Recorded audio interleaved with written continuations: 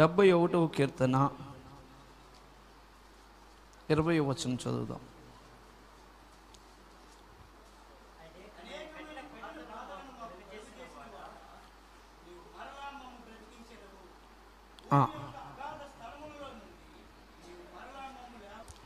ఇక్కడ ఏం చెప్తుంది? అనేకమైన కఠిన బాధలను మాకు కలుగజేయవాడా, నీవు మరలా మమ్మల్ని బ్రతికించెదవు. అంటే బాధలు కష్టాలు కలుగుతున్నా అంటున్నారు, మేము చనిపోయే స్థితిలో ఉన్నాం, మరలా నీవు మమ్మల్ని బ్రతికించెదవు. కఠిన బాధలు కలుగజేయవాడా, నీవు మరలా మమ్మల్ని బ్రతికించేది.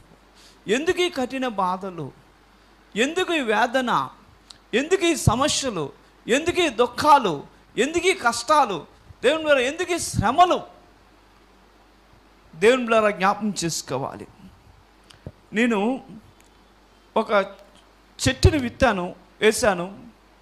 అది గుబురుగా ఎదుగుతూ చుట్టూ జంటలు, అంటే దానికి చుట్టూ రెక్కలే, చుట్టూ రెక్కల వల్ల అది గుబురుగా అలాగా ఉంది.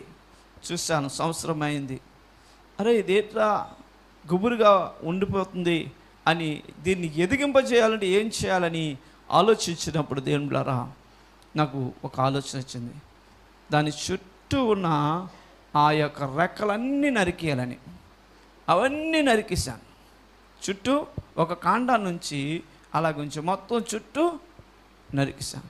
చుట్టూ నరికేసిన తర్వాత దేవుని ద్వారా మళ్ళీ ఒక నెల రోజుల తర్వాత చూస్తే ఆ చెట్టు ఎలా ఉందంటే, చుట్టూ నరకగానే ముందు బోడుగా కనబడ్డది, అసహ్యంగా కనబడ్డది, ఆ గుబురుతనం లేదు. కానీ అది ఒకే ఒక పొలలాగా జంటలాగా ఉంది. మళ్ళీ నెల రోజుల తర్వాత చూస్తే అది అలాగలాగా ఆకాశం వైపు ఎదగడం, పైకి ఎదగడము మొదలవుతుంది. కిందని ఆ కాండం లావడం, అది పైకి ఎదగడము కనబడుతుంది.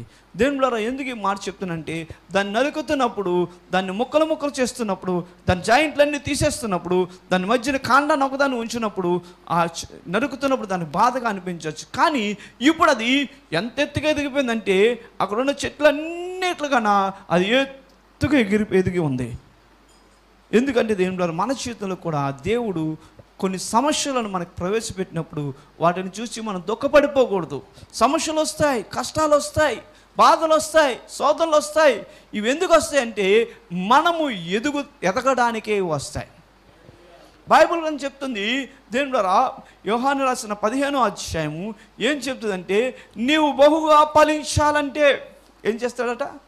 మనం బహుగా ఫలించాలంటే ఫలించలేని తీగలను తీసి పారివేయు. అంటే మనం బహుగా ఫలించాలి అంటే నువ్వు ఇంకా అభివృద్ధి చెందాలి.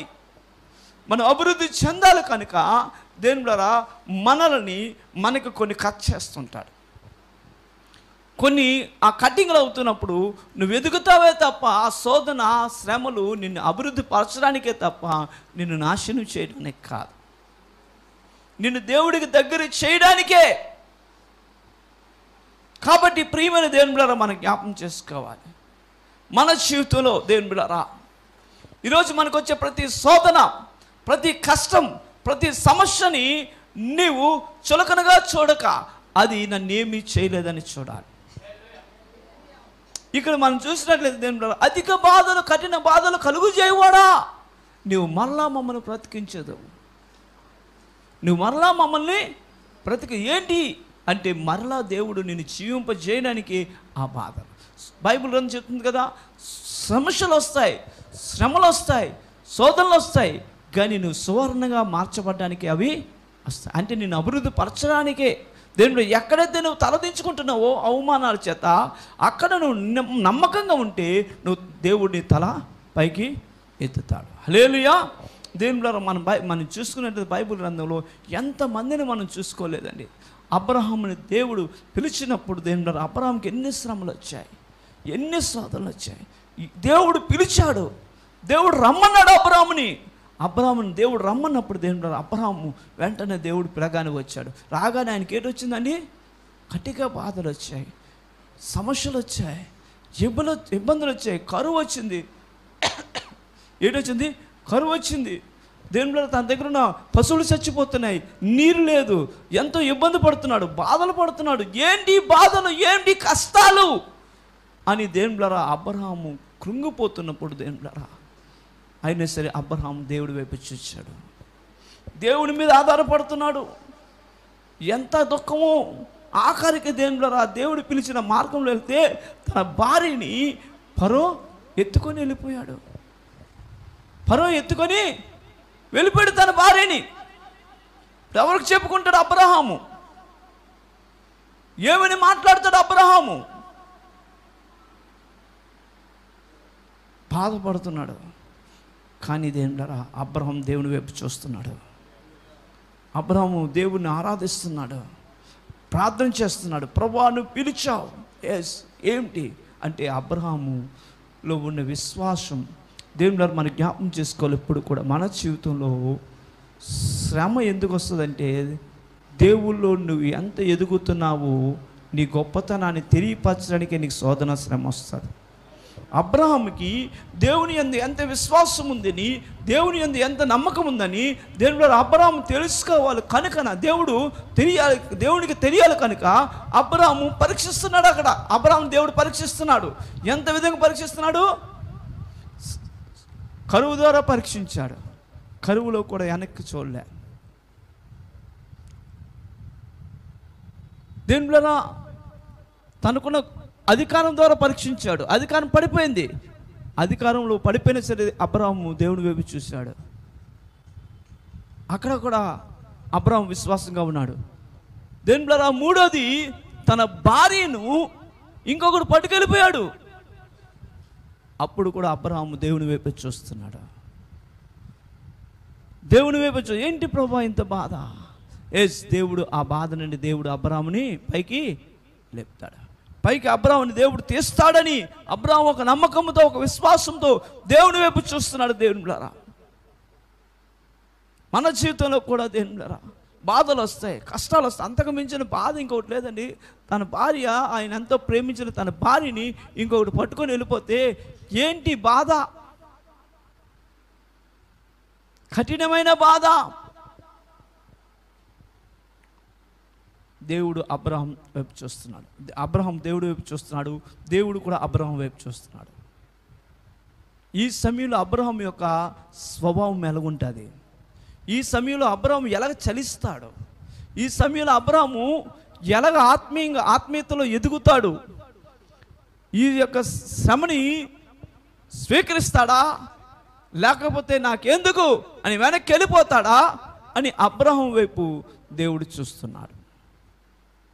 కానీ దేవుని గొప్పతనం పెట్టి తెలుసా? అబ్రహాము దేవుడి వైపు చూస్తున్నాడు. హల్లెలూయా. ఎస్, తన భార్య తనకు దూరం అయిపోయింది.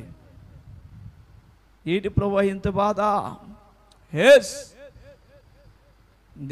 దేవుడి వైపు చూడడం వల్ల దేవుడు చేసిన గొప్ప మేలు ఏంటంటే, అయితే యెహోవా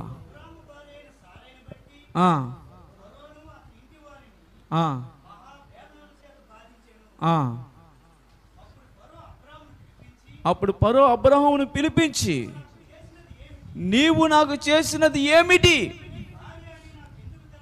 చాలు, ఇంకొకే అండి ఆ విషయం. దేవునిలారా ఇక్కడ మనం చూసుకున్నట్లయితే దేవుడట అబ్రహాం యొక్క గొప్పతనాన్ని చూసి అబ్రహామును బాధ పెట్టాడు. దేవుడు ఆ బాధల నుండి విడిపించడానికి ఫరోని బాధ పెట్టాడు. ఎవరిని బాధ పెట్టాడు? ఫరోని బాధ పెట్టాడు. తర్వాత అబ్రహాముని బట్టి ఫరోని మరి ఆశీర్వదించాడు. హల్లెలూయా.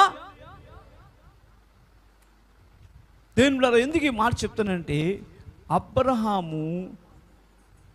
అబ్రహాం వల్ల ఇతరులు దీవించేటట్టు అబ్రహాము దేవుని యందు మంచి విశ్వాసం కలిగి, నమ్మకం కలిగి, ప్రార్థనా జీవితం కలిగి దేవుని వైపు చూస్తూ ఉన్నాడు. ఈరోజు మనం కూడా దేవుని వైపు చూస్తూ ఉండాలి. ప్రభు మీద ఆధారపడుతూ ఉండాలి. కష్టం వచ్చిందని వెనక్కి వెళ్ళిపోకూడదు.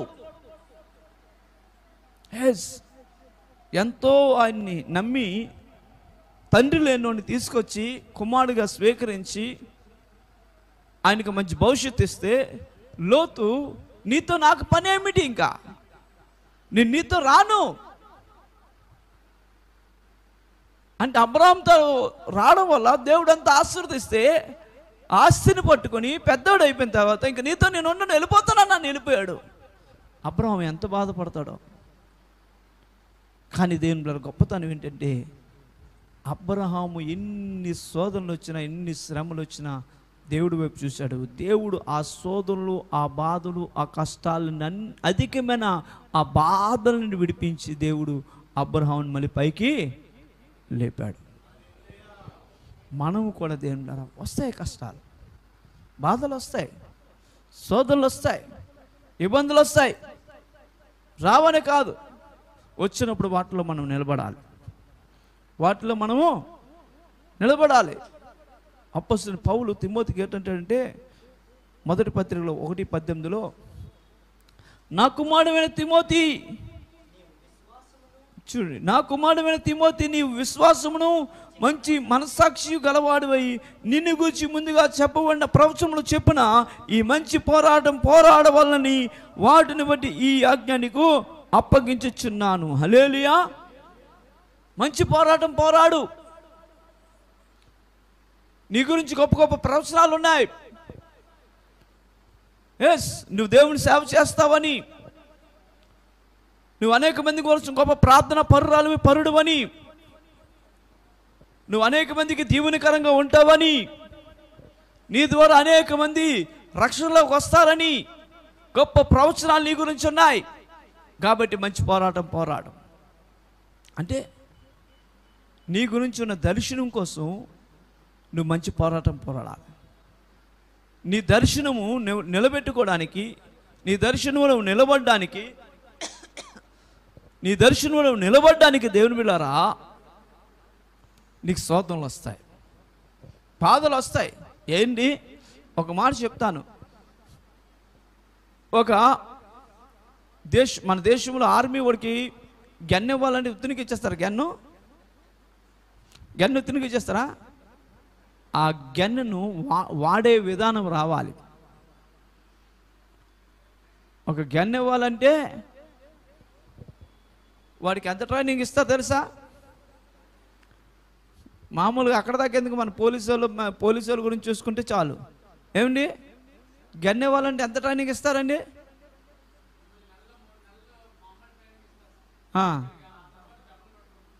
చూడండి, 3 నెలలు ట్రైనింగ్లు ఎలాగుంటో తెలుసండి. కొండలంటే పరిగెట్టిస్తారు, సరిగ్గా తిండదు, వరుసలో ఎండనక అక్కడే కొండల్లోనే రాత్రులు కూడా గడపాలి. ఇదేం బాధరా అనుకుంటే ఆ గన్ రాదు. ఒక అధికారము శత్రువును సూచేసి గన్ రాదు. నీకు ఒక కృపావరం రావాలి, నీకు ఒక ఆధిక్యత రావాలి అంటే కొన్ని బాధలు పడక తప్పదు. జై జీవితాన్ని నువ్వు జీవించడానికి నువ్వు కొన్ని బాధలు పడక తప్పదు. మరి బైబిల్ గ్రంథంలో మనం చూసినట్లయితే యోసేపు ఉన్నాడు. యోసేపుకి ఎన్ని బాధలు వచ్చాయి? చాలా బాధలు వచ్చాయి. దావీదు ఉన్నాడు, దావీదుకి చాలా బాధలు వచ్చాయి. దేనిలోరా, దానియేలు, శద్రకు, మెషకు, అబేద్నెగోకు వాళ్ళు ఉన్నారు, వారికి చాలా కష్టాలు వచ్చాయి. మొర్దెకై ఉన్నాడు, ఎస్తేర్ ఉంది, ఎన్ని కష్టాలు వచ్చాయి, ఎన్ని బాధలు వచ్చాయి. దేని ద్వారా వారు కఠినమైన బాధలు అనుభవించారు. మామూలు బాధలు అనుభవించారా చెప్పండి? మొర్దెకై ఎంత కఠినమైన బాధలు అనిపించారు. మరణము, ఆయన మీదకి హామాను, ఆహాజు యొక్క కాలంలో యుక్తిగా యూదులందరినీ చంపే ఒక రాజా ఆజ్ఞను సృష్టించాడు. ఎంత కఠినమైన బాధలకి మరణ శాసనం వారి మీదకి వచ్చింది. అలాంటి సమయంలో దేవుని ద్వారా వారు ఏం చేశారండి? దేవుని వైపు తిరిగారు,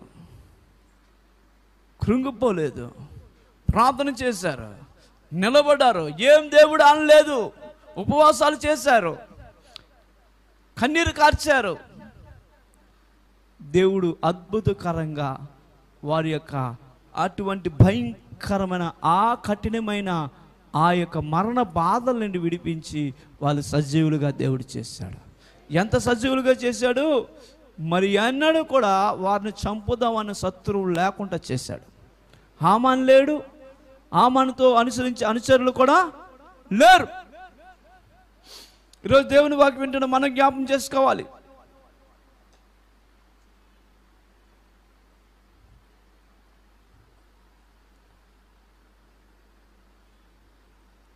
యోసేపుని చూస్తే యోసేపుని దేవుడు దర్శనం ఇచ్చాడు. ఏం దర్శనం ఇచ్చాడు? గొప్ప రాజు అయిపోతాడని. దర్శనం బాగానే ఉంది. దర్శనం వచ్చిన కానీ యోసేపు జీవితంలో స్టార్ట్ అయిందండి సమస్యలు. ఏంటైంది? సమస్యలు స్టార్ట్ అయ్యాయి. ఎన్ని సమస్యలు? మొట్టమొదట తన సొంత అన్నదమ్ములు కుటుంబస్తులే ఆయన్ని అర్థం చేసుకోవట్లే, అసూయ పడుతున్నారు, ద్వేషించుకుంటున్నారు, ఆయన వారవలా పోతున్నారు, ఆయన మీద పగ పెడుతున్నారు. దేని ద్వారా? సొంత అన్నదమ్ములు. ఎవరి మీద? సొంత తమ్ముడి మీద. యేసేపు ఏంటి ప్రభా ఇన్ని బాధలు, ఇన్ని కష్టాలు, ఇన్ని శోధనలు ఏమిటి? నా అన్నదమ్ములు, నా అన్నలు, నేను చిన్నోన్ని, నన్ను ప్రేమించడం మానేసి నేను ఏం మాట్లాడినా వాళ్ళు ఇష్టపడట్లేదు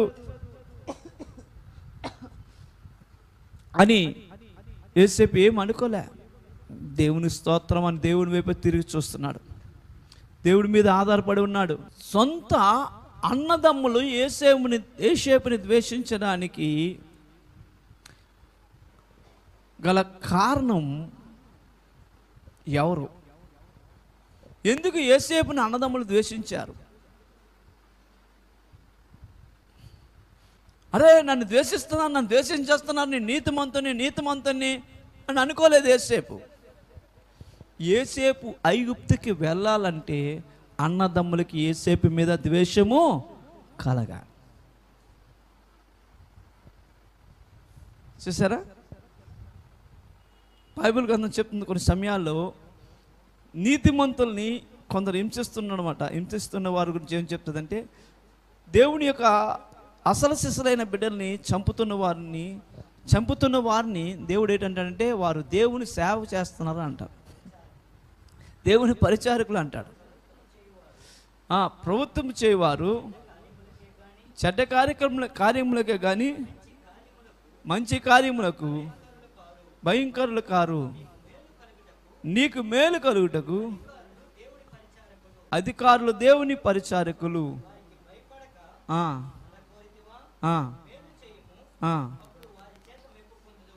చాలు దేవుని ద్వారా. ఇంకా మాట చెప్తుంది ఏంటంటే, అవునండి ఆపండి, ఇంకొక మాట ఉంటుంది ఏంటంటే, మనల్నికి కొందరు క్రైస్తవుల్ని చంపుతున్నప్పుడు వారిని దేవుడు ఏంటంటాడంటే వారు కూడా దేవుని సేవ చేస్తున్న పరిచారకులు అని అంటారు. కారణం ఏంటంటే అర్ధసాక్షుల లెక్క పూర్తి అవ్వాలి కదా. అర్ధసాక్షుల లెక్క పూర్తి అవ్వాలంటే అర్ధసాక్షులు అవ్వాలా? ఇప్పుడు యోధా దుర్మార్గుడు, దొంగోడు, చెడ్డోడు అంటాం. మంచిదే, నిజమే, యోధా చెడ్డోడే, దుర్మార్గుడే. కానీ యోధా లేకపోతే యేసుప్రభు అప్పగింపబడతాడా? యేసుప్రభు అప్పగింపబడితేనే కదా సకల మానవాళి కొరకు రక్తం కార్చాలి. సకల మానవాళి కోసం రక్తం కార్చి ప్రాణం అర్పణ ఆయన చెయ్యాలంటే వారు సిలువ వేయాలా, వారు కొట్టాలా, చంపాలా, వాళ్ళ ద్వేషం రావాలా? ఆయన సిలువ వేయబడి చంపబడి సమాధి చేయబడితేనే కదా, ఆయన 3వ రోజు లేస్తేనే కదా ఆయన దేవుడని మనం నమ్ముతాం కదా. ఆయన సిలువ వేయబడకుండా, చంపబడకుండా, ఆయన కొట్టకుండా చనిపోయి 3వ రోజు ఎలా లేస్తాడు? మనం ఎలా నమ్ముతాం దేవుడని? వాళ్ళందరూ కొట్టాలి, ఆయన హింసించాలి, చచ్చిపోవాలి, ఆయన సమాధి చేయబడాలి.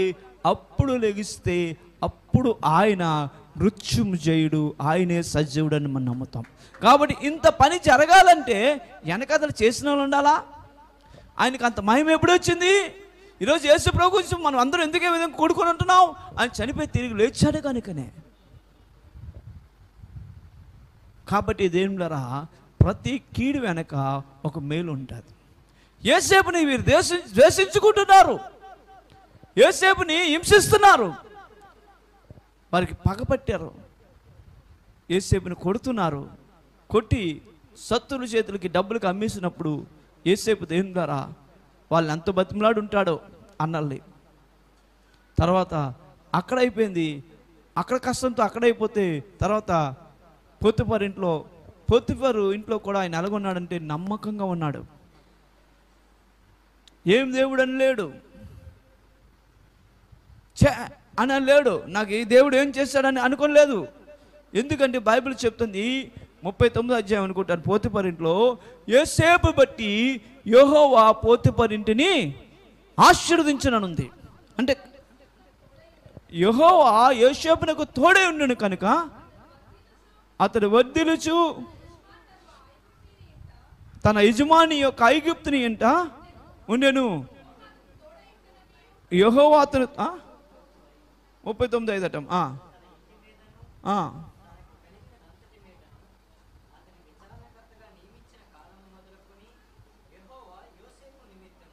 యెహోవా యోసేపు నిమిత్తము ఐగుప్తుని ఇంటిని దేవుడు ఆశీర్వదించాడు. చాలు.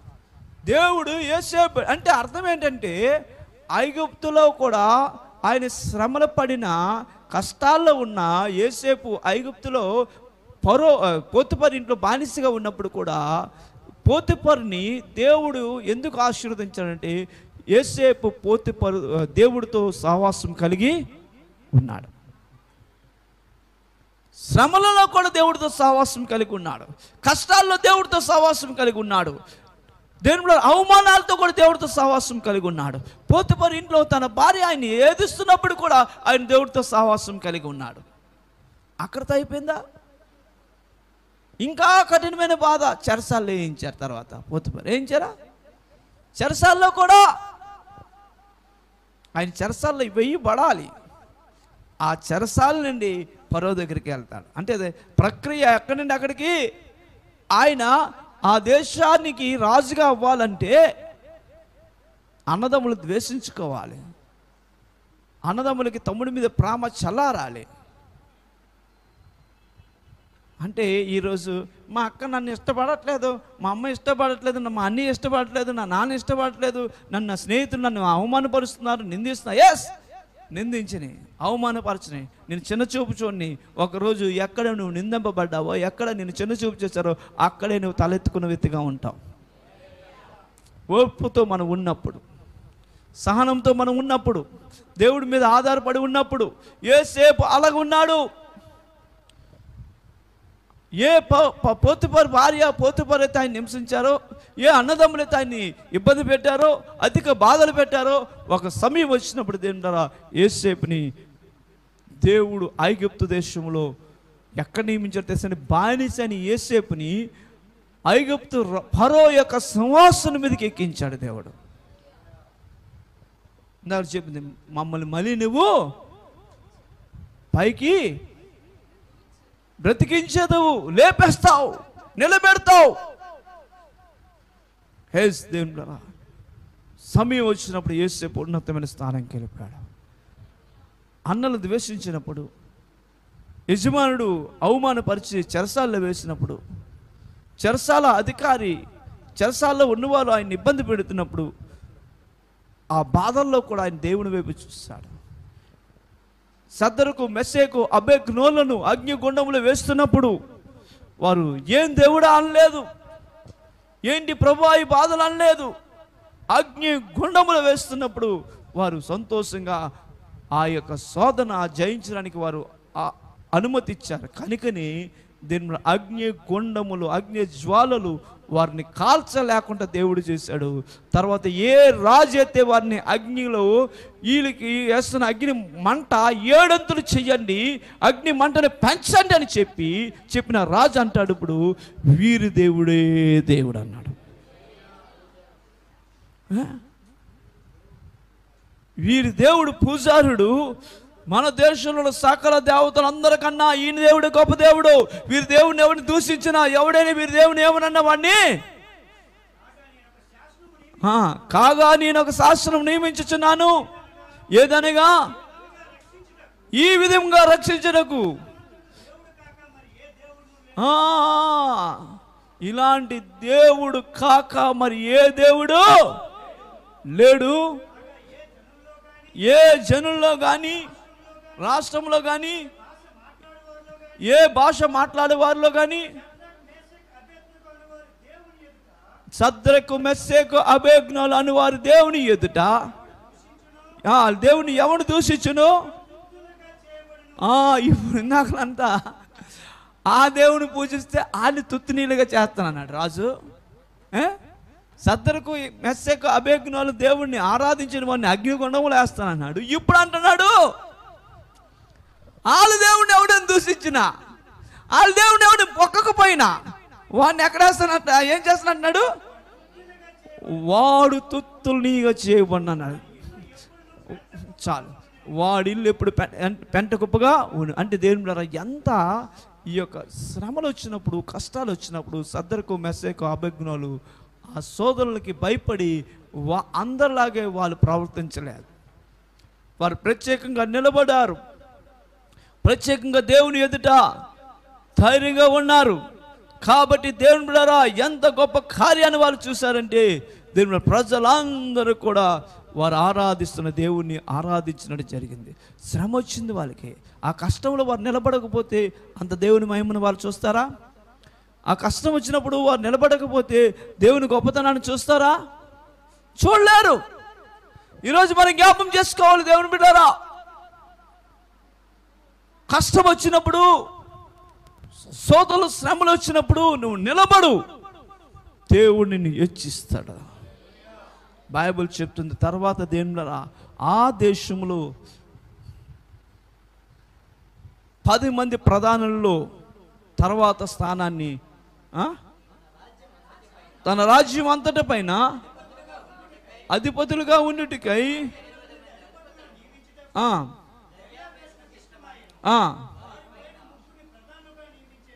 వారిపైన 3 ప్రధానికులుగా నియమించెను. ఆ 3లో దానియేలు ముఖ్యుడు. రాజునకు నష్టము కలగకున్నట్లు చాలు దేవుని బిడ్డలారా. ఈ తర్వాత మిగతా వారిలో స్థానంలోని దానియేలు యొక్క స్నేహితులైన సద్దరకు మెస్సేకు అబేజ్ఞాలు కూడా రాజు యొక్క ఆ స్థానంలో ఉన్నతమైన స్థానము దొరుకుతుంది. ముందు ఎక్కడ ఉండేవారు? వాళ్ళు బానిసలుగా ఉండేవారు, కఠినమైన బాధలు అనుభవిస్తుండేవారు, శ్రమలు అనుభవిస్తుండేవారు. దేని ద్వారా మన పేదరికాన్ని, మన కష్టాన్ని, మన యొక్క ఇబ్బందిని చూసి మనం కృంగిపోకూడదు. దేవుడు నన్ను దీంట్లో పైకి లేపుతాడు. హల్లెలూయా. దేవుడు నన్ను హెచ్చిస్తాడు, నాకు ఒక దేవుడు మంచి స్థానాన్ని ఇస్తాడు, దాన్ని దేవుడు నన్ను ఉజ్జింప చేస్తాడు. దేవా నువ్వు నన్ను నిలబెడతావని దేవుని వైపు ఎప్పుడు చూస్తూ ఉండాలి. కృంగిపోకూడదు, నిరుత్సాహపడకూడదు. దేవుని బిడ్డలారా, ఎక్కడ నువ్వు తలదించుకుంటున్నావో దేవుడి నిమిత్తము దేవుడు నిన్ను ఎక్కడ తలదించుకున్నట్టు చేశాడో అదే స్థలంలో దేవుడు నిన్ను తలపైకి ఎత్తుతాడు. ఎక్కడైతే నేను ప్రజలు అవమానించి నిందించారో అక్కడే ఆ ప్రజల ముందునే దేవుడు నిన్ను ఘనపరుస్తాడు. అవునండి, ఏ ప్రజల ముందునైతే వీరు తలదించుకున్నట్టు అయ్యారో అదే స్థలంలో దేవుడు వారిని ఘనపరిచాడు. ఏ స్థలంలో అయితే యేసేపును నిందింపబడ్డాడు అదే స్థలంలో యేసేపును దేవుడు రాజుగా చేశాడు. ఏ స్థలంలో అయితే సింహాల బోన్లు దానియేలు వేశారో అదే స్థలంలో రాజు అంటాడు, ఓ శివం కలిగిన దేవుని సేవకుడైన దానియేలుని దేవుడిని రక్షించిన రాజు చిరంజీవి అవునుగా కాన్నాడు. అమ్మడి బాబు అంటున్నారు. రాజుకు పొరపాడైపోయింది. ఏంటి స్వరం వినపడ్డది? సింహం బోన్లు వేసినట్టు స్వరం వినపడుతుంది ఏంటి? ఓరు బాబు దానియేలు దేవుడే దేవుడు. ఎస్ దేవుడారా, కష్టం వచ్చినప్పుడు చెయ్యి కాలినప్పుడు కొండ ఒక్కేస్తే ఏటైపోతుంది? కొండ కాలిపోతుంది. మన ఆత్మీయ స్థితి కూడా, మన విశ్వాస జీవితం కూడా శ్రమలు వచ్చినప్పుడు, కష్టాలు వచ్చినప్పుడు, దుఃఖాలు వచ్చినప్పుడు ఏంటి నిన్ను వదిలేసావా, నీ ఆత్మీయ జీవితం పూర్తిగా పగిలిపోతుంది. దేవుని బిడ్డలారా, పట్టుకోవాలి, నిలబడాలి, విశ్వాసంలో స్థిరంగా ఉండాలి, దేవుని కొరకు మనం జీవించాలి. దేవుని బిడ్డలారా, సుఖవంతమైన జీవితం జీవించడానికి కాదు క్రైస్తవ జీవితం. క్రైస్తవ జీవితం దేవుని బిడ్డలారా ముళ్ళ బాటలాగా ఉంటుంది. మొదట నువ్వు నడవలసిన ముళ్ళ మీద నడవాలి. అది నీకు ముళ్ళలాగా ఉంటుంది.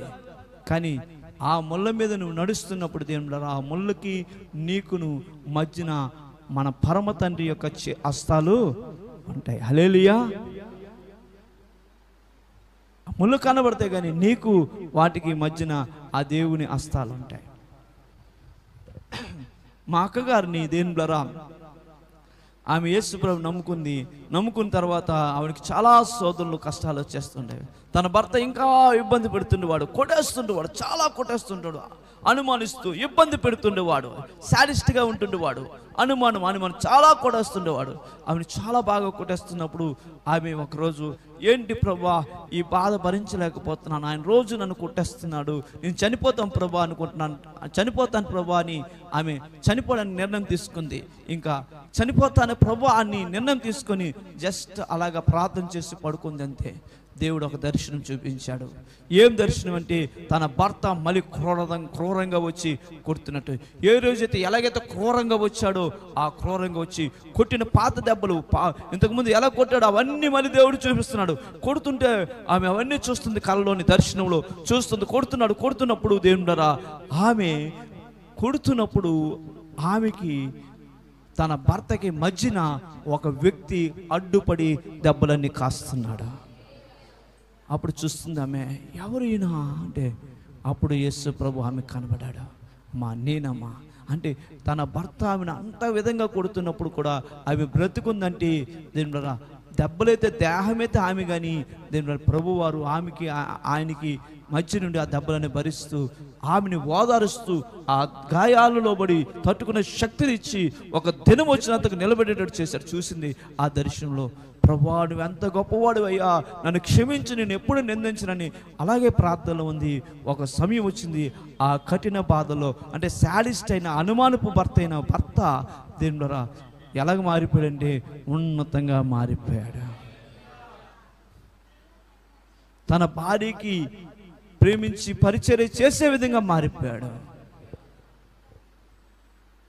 వస్తాయి కష్టాలు, వస్తాయి బాధలు, ఇబ్బందులు వస్తాయి.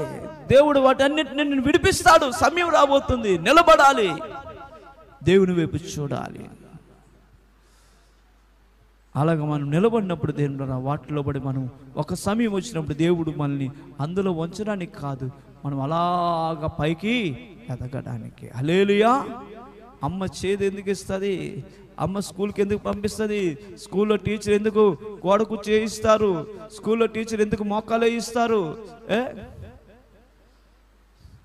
మా చిన్నప్పుడు టీచర్స్ మోకాలు వేయించేవారు, మా చిన్నప్పుడు గుంజలు తీయించేవారు, మా చిన్నప్పుడు గోడకు చేయించేవారు, ఇవన్నీ చేయించేవారు.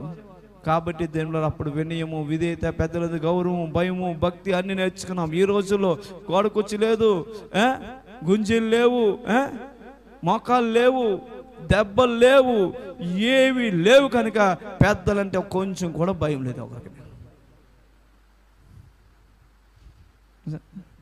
మన పిల్లలు కొడితే మనమే ఒప్పుకోము. స్కూల్కి వెళ్ళి నేనే ఒక కొడుకుని కొట్టలేదు ఇంతవరకు, మీరు కొడతారా?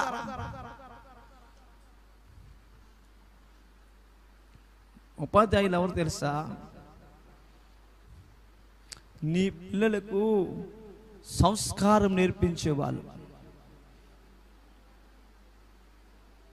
మనం అడ్డుపడితే మన పిల్లలు పాడైపోతారు. కాబట్టి ప్రియమైన దేవుని బిడ్డలారా జ్ఞాపకం చేసుకోండి, మన జీవితంలో దేవుడు మన మేలు కోరే నీకు నాకు శోధనలు వచ్చినప్పుడు ఆ శోధనలు ఎందుకు పంపిస్తాడంటే నేను సువర్ణంగా తయారవ్వాలని, ఆత్మీయంగా ఎదగాలని, ఈ భూమి మీద ఒక పాఠం నేర్చుకోవాలని, ప్రతి కష్టం వెనక ఒక పాఠం దేవుడు పెడతాడు. హల్లెలూయా. అందరూ దేవునికి చెప్పడానికి స్తోత్రాలు చెల్లిద్దాం. హల్లెలూయా.